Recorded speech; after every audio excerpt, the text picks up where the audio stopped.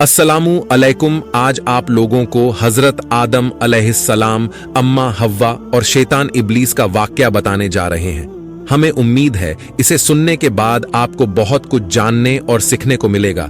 हजरत आदम अलैहिस्सलाम को जन्नत से क्यों निकाला गया, अम्मा हव्वा को अल्लाह ने कैसे बनाया, और वीडियो के लास्ट में एक सबक है, तो वीडियो को स्किप ना करें और पूरा देखें। इस वीडियो से आदम अलैहिस्सलाम की कहानी पर रोशनी डालते हैं।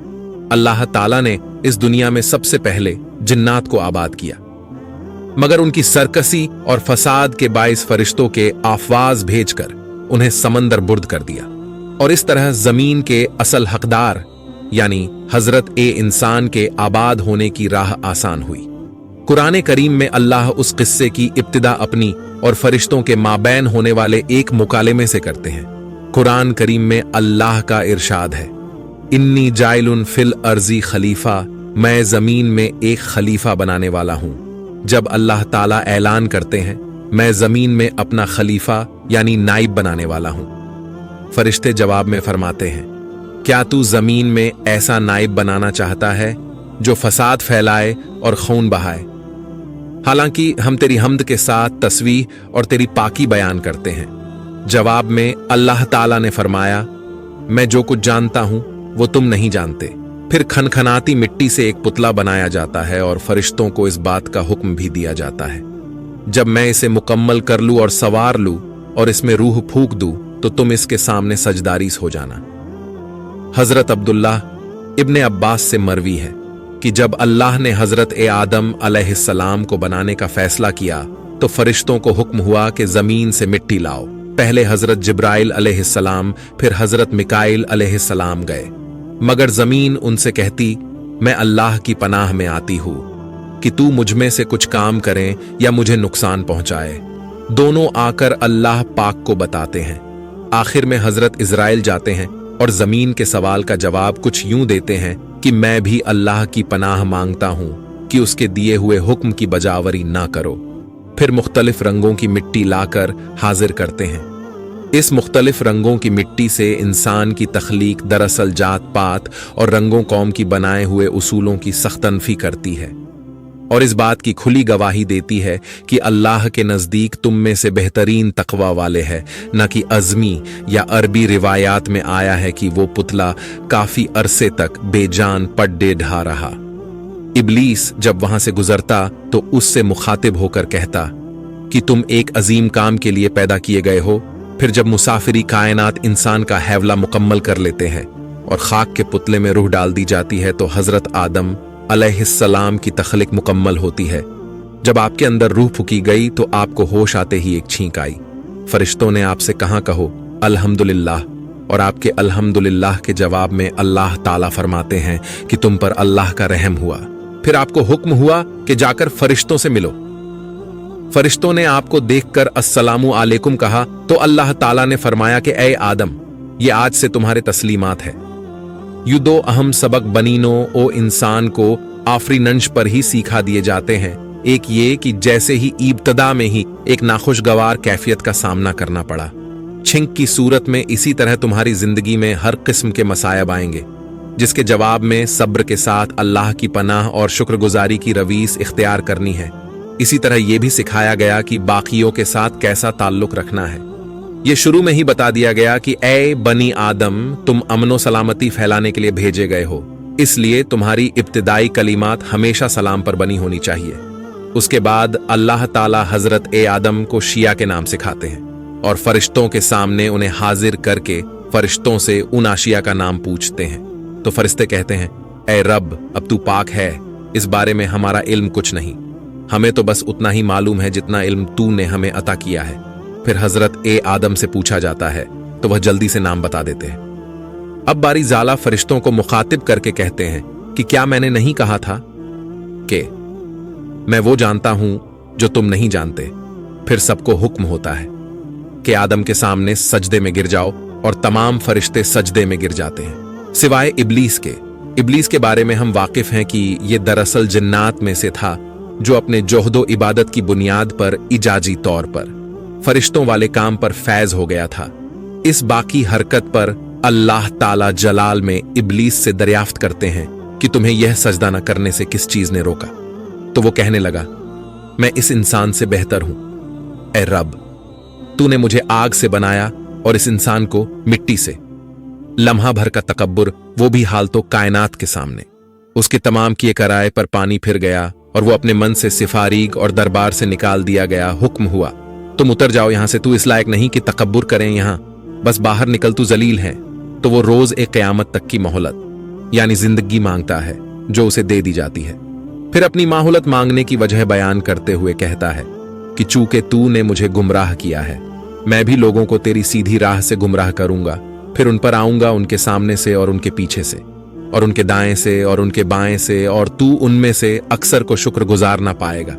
यूं शैतान दरबार से निकाला जाता है और उधर हक ताला हजरत आदम की नस्ल से तमाम आने वाली बरीनो इंसान की अरवाह को जमा करके अहद लेते हैं, क्या मैं तुम्हारा रब नहीं? हम सब ने इस सवाल का जवाब एक जुबान होकर दिया था, क्यों नहीं? ए रब, हम इस बात पर गवाह है कि तू ही हमारा रब है और तेरे सिवा कोई इबादत के लायक नहीं। उस वक्त हजरत आदम तमाम इंसानों को देखते हैं। उन्हें आने वाले अंबिया की अरवाह अलग से चमकती हुई दिखाई देती है, मगर आपको इस बात पर हैरानी होती है कि तमाम इंसान एक जैसे नहीं, अपने रंग, रूप और नसब में सब अलग है। वो बारी ताला से दरियाफ्त करते हैं कि ए अल्लाह, तूने इन सबको एक जैसे क्यों नहीं बनाया? जवाब आता है, क्योंकि मुझे अपने बंदों की तरफ से शुक्रगुजारी बहुत अजीज है। जन्नत में कुछ अरसा कायम के बाद हजरत आदम को एक खालिश महसूस होने लगती है। फरिश्ते तो हरदम रब की सराह में मशगूल होते हैं। अब आप क्या करें? एक इल्मुल अस्मा आपको अता हो चुका, मगर उस इल्म के बाबत तो फरिश्ते कुछ नहीं जानते। किससे गुफ्तगू करें, कहां करार पाए? एक दिन जब सोकर उठते हैं तो अपने सामने एक अपनी हमनो औरत को पाते हैं जो उनकी पसली से पैदाशुदा थी। फिर वह पूछते हैं, तुम कौन हो? तो वो कहने लगी। औरत फिर पूछा कि तुम्हारी दखलीक का क्या मकसद है? तो कहने लगी, ताकि तुम मेरे अंदर करार पाओ। अब फरिश्ते हजरत आदम से पूछते हैं कि ए आदम, इस औरत का नाम क्या है? तो आप कहते हैं हव्वा, बामाअनी जामदार। पूछा क्यों? तो कहने लगी, क्योंकि ये एक जानदार शय से तख्लीक हुई है। इससे हमें अंदाजा होता है कि मर्द औरत के जोड़े की तख्लीक का मकसद आपस में अमनो आश्ती के साथ एक दूसरे के अंदर सुकून और करार पाना है। ये नहीं कि हरदम ताकत के हुसूल की कशमकश में आपस में लड़ते रहे। फिर आप दोनों को हुक्म होता है कि जन्नत में चैन ऑफ अमन के साथ रहो। आप दोनों जन्नत में रहने लगे और शैतान वासवसा डालने की कोशिश करने लगा। अल्लाह का इरशाद हुआ और हमने कह दिया, ए आदम, तुम और तुम्हारी बीवी जन्नत में रहो और जहां से चाहो फरागत खाओ, सिवाय एक दरख्त के पास मत जाओ, वरना तुम जालिमों में से हो जाओगे। फिर शैतान ने उनके दिलों में वसवसा डाला, कहने लगा, ए आदम, क्या मैं तुझे दहीमी जिंदगी का दरख्त और वो बादशाहत ना बता दूं जो कभी पुरानी ना हो? जब तुम इस दरख्त से खाओगे तो हमेशा जिंदा रहने वाले बन जाओगे और जबरदस्त बादशाहत हासिल कर लोगे। और फिर कहा, तुम्हारे रब ने तुम दोनों को इस दरख्त से इसलिए मना किया है कि तुम दोनों फरिश्ते ना बन जाओ, हमेशा जिंदा रहने वाले ना बन जाओ और हमेशा कायम दायम ना हो जाओ। फिर वो वसवसा डालते हुए झूठी कस्में खाने लगा, यानी अल्लाह की कसम खाने लगा और धोखे से उनको फुसला लिया। उन दोनों ने जब दरख्त को छका तो दोनों का पर्दा ए बदन एक दूसरे के रूबरू खुल गया। दोनों दरख्तों के पत्ते जोड़ जोड़ कर अपने ऊपर रखने लगे। कपड़े उतरने पर दोनों को हया आई। एक हदीस में है कि जब सतर खुल गया, आदम अलैहिस्सलाम भागने लगे तो अल्लाह ताला ने फरमाया, मुझसे भाग रहे हो? आदम अलैहिस्सलाम बोले, ए मेरे रब, मैं शर्म के बिना पर भाग रहा हूं और इस वजह से कि तेरे सामने बरहना कैसे रहूं। दुनिया में आकर एक अरसा सख्त निदावत की हालत में रोते हुए गुजारते हैं। फिर रहमान के रहमानियत जोश में आती है और आपको पहले इल्म की तरह एक और इल्म दिया जाता है। पहला इल्म दुनियावी उलूम के सरचश्मे यानी अक्लो खरीद का मिला और दूसरा पहली वही की सूरत में उखरवी निजात का। इस अवलीन वही से आपको तौबा का सलीका और उसके अल्फाज सिखाए जाते हैं और माफ कर दिया जाता है। फिर एक शफीक उस्ताद की माने तो बड्ढी मोहब्बत से हजरत आदम को समझाया जाता है कि तुम्हारा घर फिलहाल ये ही है, ये ही तुम्हारा आर्जी कयाम है। मुझे याद रखना, और जब जब मेरी जानिब से मेरे रसूल तुम्हारे पास हिदायत लेकर आए तो उनकी दुआ करना। तुम ऐसा करोगे तो ना तो तुम्हें कोई गम होगा ना कोई मलाल। तुम वापस अपने असली घर और मकान यानी जन्नत को हासिल कर लोगे। अब हम हजरत आदम के रवैये का तकाबुल इब्लीस से करें तो अब्दुर रहमान और शैतान का फर्क साफ वाजह हो जाएगा। एक गलती हजरत आदम और अम्मा हव्वा से हुई और एक के इब्लीस से। दोनों के दरमियान फर्क क्या था? फर्क यह था कि हजरत आदम ने फौरी रुजू किया और रो रो के माफी मांगी और अपनी हरकत पर सख्त निदामत का इजहार किया, जबकि इब्लीस डिठाई के साथ अपनी हरकत पर न सिर्फ डटा रहा बल्कि अपने तकब्बुर की तवजीह पेश करने लगा। और जब उसे यकीन हो गया कि मैं ता कयामत मलियुन गया हूं, तो फिर बजाय माफी मांगने के उल्टा अल्लाह को अपनी गुमराही का मोजिम ठहराने लगा। चूंकि तूने मुझे गुमराह किया है, मैं भी लोगों के लिए तेरी सीधी राह से गुमराह करूंगा। दोस्तों, जब भी कोई गुनाह या गलती हो जाए तो तौबा जरूर करे, बेशक अल्लाह रहीम है, वो माफ जरूर करेगा। दोस्तों, उम्मीद करता हूं कि आपको अच्छे से समझ आया होगा। अगर फिर भी कोई गलती हुई हो तो माफ करिएगा। दोस्तों, इस वीडियो का पार्ट 2 देखने के लिए कमेंट में जरूर बताएं। साथ ही ये भी बताएं कि वीडियो कैसी लगी। अस्सलामु अलैकुम।